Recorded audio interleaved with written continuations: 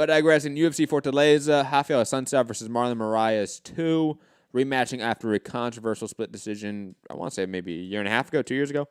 A fight that I don't know if I really wanted the rematch right now. I don't hate it. I think it's a good Brazilian versus Brazilian main event. The co-main, obviously, I think could have been a better main event, but Jose Aldo didn't want to be main event. Completely understand, respect that. This being 5 rounds, I wonder who that's going to hurt more in this fight. I felt like Assuncao was doing better as the fight went on.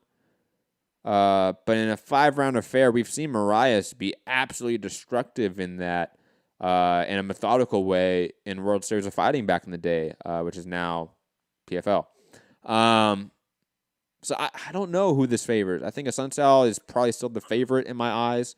I think whatever Moraes can do, I think Assuncao can match that, whether it's striking, whether it's grappling, whether it's wrestling. And Assuncao is still far and away the more experienced player of the two, I would say, even though Moraes has done quite well since that loss. I mean, his knockout versus Jimmy Rivera was quite impressive. That was, like a 30-second knockout. Right, yeah. Knocked out Aljamain Sterling as well. So. Yes. But I think Assuncao is just... Maybe it's a factor of also me like wanting him to win. I want Assuncao to win this fight. I want him to get that title shot because he's never had a single title shot. But I also know for the division, it would be better if Moraes won this fight, just being completely honest. Yeah, I mean, that's definitely more that's the sexier name. That's the one who's stylistically is going to probably be easier to sell. But Assuncao is one of those guys who can just shut you down, and that I think that's what makes him so dangerous. It's not that, granted, he's skilled in many areas, but talented boxer, talented grappler, exactly. But he's so good at just stopping you doing what you're best at. And I think that's his biggest strength. So, quite honestly, I want to lean toward Assuncao winning this one again. I think that, of course, the 5-round factor is going to play a part, but also it's been a while since Moraes has trained for a 5-rounder. You know, it's been what, 2-3 years at least, probably around that, yeah. Yeah, so I don't know if that's maybe the experience of what it feels like being in those championship rounds, but as far as his body necessarily being more ready for it, I don't think that's going to play much of a factor. And this is obviously, in my opinion, this is busy work. This is something to keep them from complaining about not fighting TJ Dillashaw. That's essentially what it is. It's a shame that one of them has to kill the other one off, although technically Assuncao has already killed off Moraes as a contender with his win over him a year and a half ago. So, I mean, it's a good main event. It's a good main event. I'm looking forward to it. I just wish this fight wasn't happening the way it is happening. Yeah, but I mean, we know why. Shout out to Ali Abdelaziz. Moving on. Jose Aldo versus Renato Moicano. This is a fight that I flip-flopped a lot in, I'll be honest. I think Jose Aldo, even though he is the underdog, I think he should be the favorite in this in a lot of ways. I think he showed us that he's still relatively an elite competitor against Jeremy Stevens. He still showed us the elite striking ability, the heavy power in both his hands and his kicks. Moicano is no slouch. I think he has every evolving striking ability. I think his grappling ability is quite adept at this level. Obviously, submitting Cub Swanson in a round is quite impressive, even though it is this version of Cub Swanson. But I've always felt like Moicano has been a guy to let fights be closer than they are. Jeremy Stevens' fight for him, for example, is another one that was extremely close, competitive, controversial in a way. I feel like Jose Aldo is the better closer. Like, he's better at being dominant. He's better at figuring out his opponent and separating the gap farther and farther on who is winning. He's really good at that. He might struggle in a round or two, but his ability to go, okay, this is what I needed to win, and really execute that, obviously goes back to how much of a great fighter Jose Aldo is. I'm going to pick Jose Aldo slightly. I'll be honest. I'm going to pick him by KO or TKO within 2 rounds. I don't think he goes into the third. If he does go in the third, it's going all the way. But if Jose Aldo looks subpar in this fight, if he looks like he is out of his depth on the ground in some way, that's another sign that this version of Jose Aldo isn't the same version that demolished the featherweight division for nearly a decade plus. But I really like this fight. Huge crossroads fight. You have the former kingpin of that division, Brazilian legend versus the new Brazilian upstart. I love the storyline of that, just from like a poetic standpoint. You could write a novel about this fight in some way and make it dramatized, obviously, and it would sell because it's old versus new. It's the young potentially eating the old, and I love that story. But I think Jose Aldo is going to turn back the clock just a little bit. Your thoughts on this fight? I'm kind of leaning toward Aldo as well, and a lot of for the same reasons that you are, because as good as Moicano is, and without a doubt, he is definitely one of the best featherweights out right now. If you put Moicano in a title fight against Max Holloway right now, if you took him out of this Aldo fight and put him in against Holloway, I'm not mad about that at all. And part of me wants Moicano to win so we can have that Holloway Yes. Moicano fight. Like I definitely would like to see that. But he also, like you said, he allows fights to be close. Even when, like, you look at the Brian Ortega fight, I mean, he was really winning that fight. Like he was taking it to Ortega for the majority of that fight, and Ortega found that Hail Mary submission and got him. The Stevens fight was closer than it probably should have been.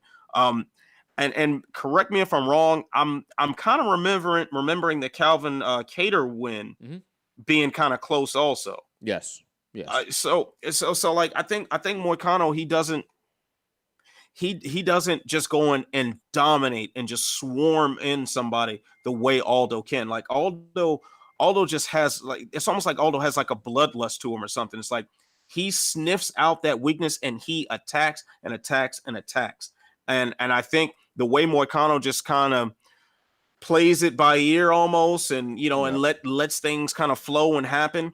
That's a dangerous game to play against somebody like Aldo, who once he has you hurt, you're probably not going to escape that. Absolutely. And I think with a guy like Aldo, you don't want to give him time. You don't want to give him space. You want to constrict those two things as much as possible. Chad Mendez in the second fight, when he had his success, it was when he was pressuring Aldo. It was when he was making Aldo feel uncomfortable. For Max Holloway, for example, the times that he was winning, it was because he was like a tsunami, making Aldo uncomfortable, the pressure, the volume. And same thing with the Frankie Edgar fights. When Frankie had his best moments, it was because he was in Aldo's face and moving around to where it was hard for him to get his footing and set up his shots. And I feel like Moicano's going to go in there and just sort of fight in a way. And I feel like he doesn't have a clear game plan from what I've seen in most of his fights, and that's just a very concerning issue at the very top level. You can beat the Jeremy Stevens slightly without really having a game plan if you're just highly talented, right? Because he's also a guy who tends to not have game plans. Yeah. At least like scientific game plans. Yeah, exactly. But if you want to beat a Max Holloway and you don't have a game plan, there's a major issue there in my mind. I will say this. If Moicano does win this fight, is he more deserving of a shot than obviously a guy like Volkanovski? Volkanovski? Yeah, who?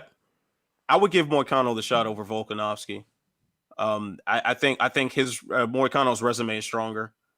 Volkanovski, I mean, definitely he took it to Chad Mendez at UFC 232, and that was very, very impressive. But I think we should also keep in mind what Moicano has done to some very capable men, and I think his body work looks a lot better on paper than Volkanovski from where I'm sitting right now. Agree with that. I just want to throw that out there because, man, Volkanovski. For our boy Patrick Wyman out there, man, he's the goods. I can't wait for that title shot against Max Holloway. That's going to be insane.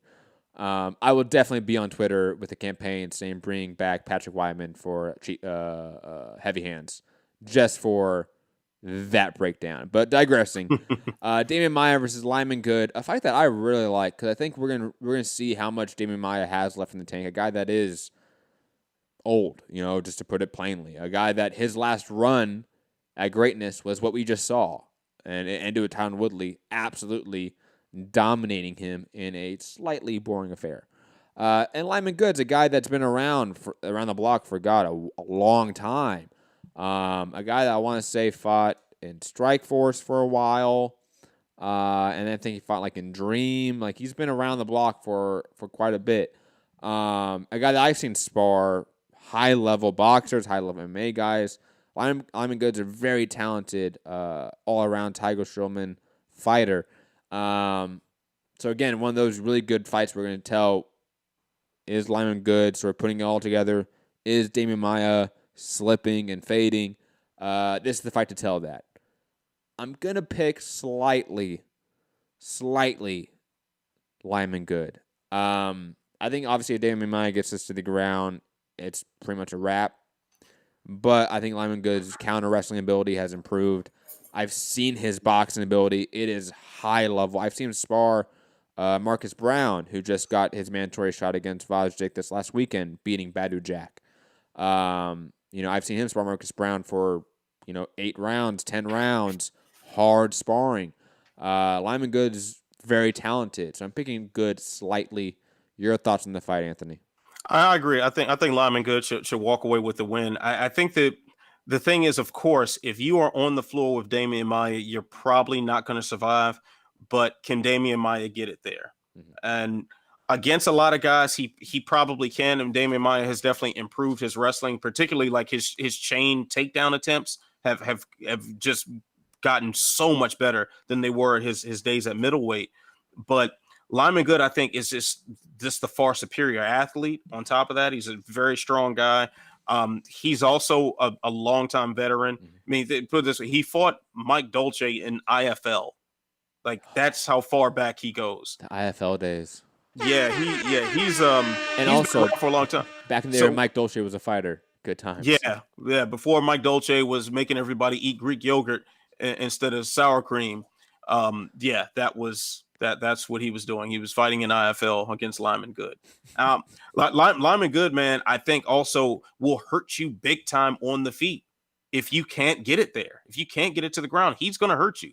Damian Maia is, it's no secret, he's not exactly the best boxer on the welterweight roster.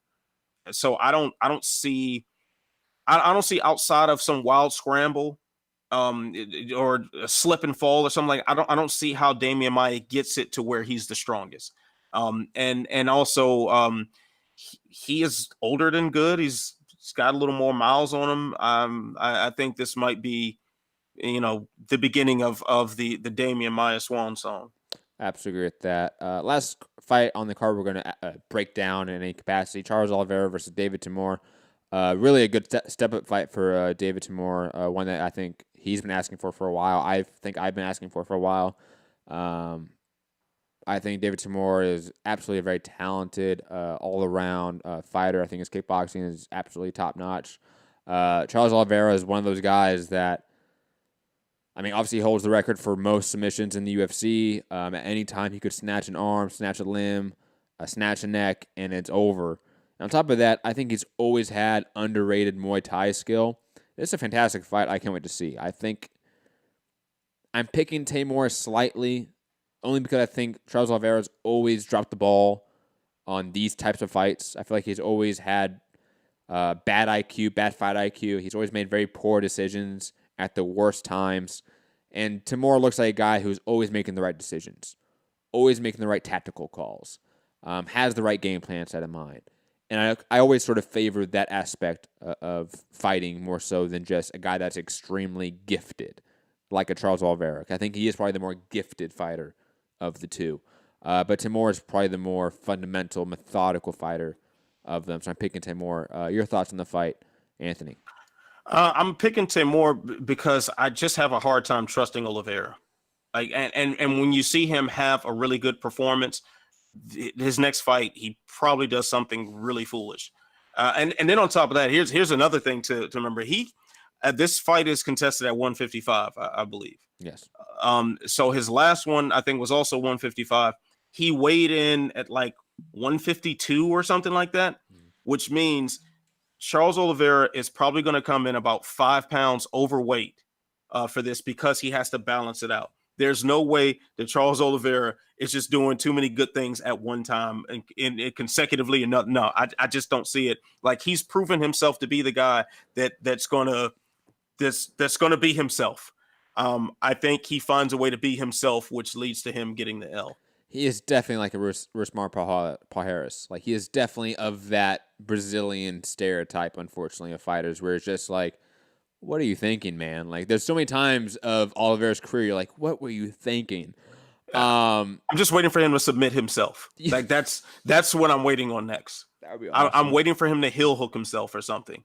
And I will say this, him consistently saying in every media interview he's been in, hey, I'm going back to 145. I'm going back to 145. No, you're not. And then him missing weight for a 155 fight would be the most Charles Oliveira-like move that I could foresee. So I'm actually hoping that happens.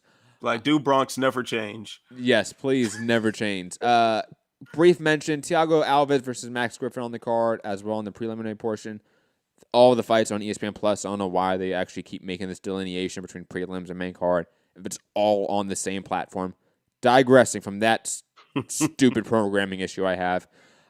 Max Griffin probably should win this fight. And honestly, Thiago Alves, he's probably should retire at this point. And if it is, great career, Thiago Alves. And this can be a hard fight for you to walk out on, in my opinion. Yeah, that's Max Griffin is absolutely no joke. Like, that is not a guy you want to take lightly. So I think Alves is going to have all he can handle.